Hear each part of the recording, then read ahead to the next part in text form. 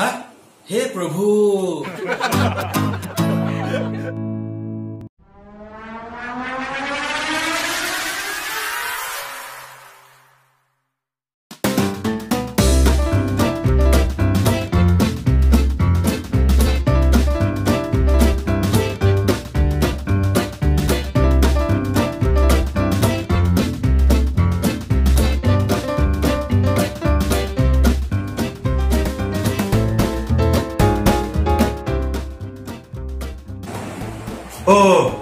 সাহেব কি কৰি আছ?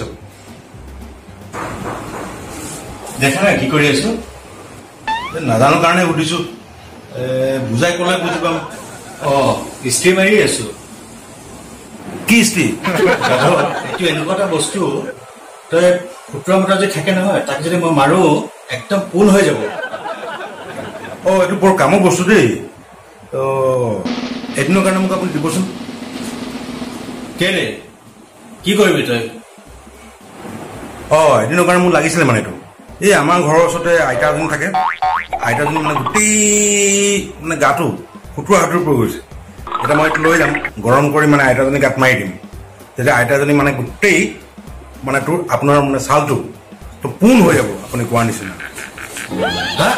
হে প্ৰভু